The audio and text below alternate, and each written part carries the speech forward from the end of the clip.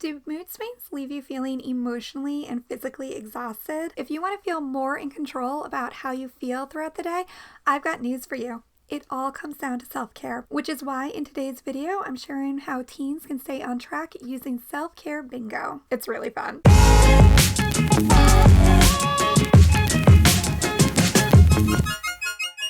Hey, I'm Mallory. I'm a teen therapist and I love making these mental health videos for teens. If mood swings leave you feeling emotionally and physically exhausted, it all comes down to self-care. Here's the deal. When people talk about self-care, they usually talk about the glamorous, the luxurious kind of self-care. It's usually similar to what you see on Parks and Rec when they have their treat yourself day, like getting massages, going for mani-pedis, going shopping, all those things that I know don't typically apply to most teenagers. I know as a teen, you're not always flush with cash, and a lot of you probably aren't into strangers touching your feet, even in the name of good self-care. So while it's cool to treat yourself every once in a while, only talking about this wild type of self-care kind of misses the point, and that's because most self-care isn't as glamorous or fun to talk about. I'm talking about the everyday maintenance type of self-care. So usually when we talk about maintenance, we're talking about a piece of equipment like a car. But you yourself, yes, you are an extraordinary being that needs self-care maintenance as well. By doing simple, everyday,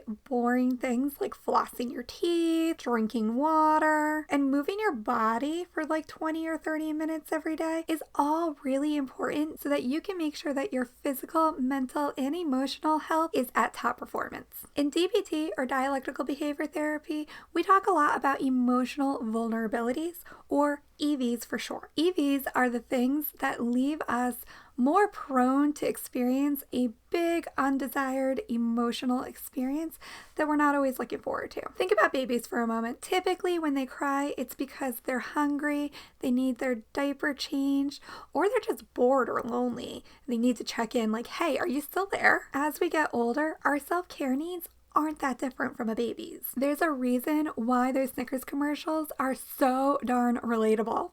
And I fully admit that I turn into an obnoxious baby diva every time I'm hungry. It's one of the reasons that I make sure to always have snacks in my office. I love using the acronym STRONG to help remember the 6 main areas of self-care that we need to keep an eye on. By making sure these 6 areas are in check and balance, they help us prepare and regulate our emotions so that they're not so wildly fluctuating and mood swinging all over the place. So STRONG stands for sleep, take your medicine as prescribed, relaxation, one thing at a time, nutrition, and get moving. I did a Facebook Live series on STRONG a few years ago, so I'll make sure to include the link to those videos in the description below.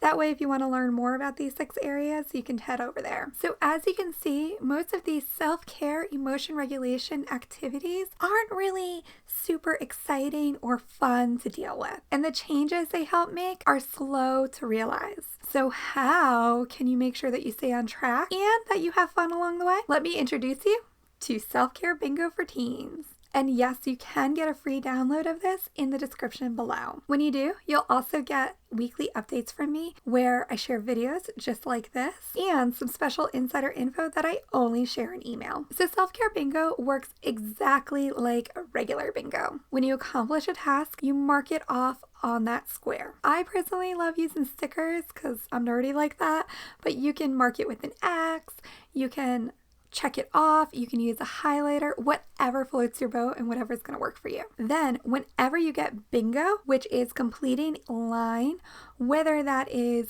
up and down, across, or diagonal, go ahead and treat yourself with one of those more luxurious self-care treats. I like making a list of rewards ahead of time so that I know what I'm working towards. Just make sure that you make your rewards tangible and realistic, something that you can actually give yourself. I personally would love to treat myself with a special dinner out with Her Majesty Queen Beyonce Knowles Carter, but I know that that's not really realistic at this time. A girl can dream. And Beyonce, if you ever want to talk teen mental health, I'm here for it.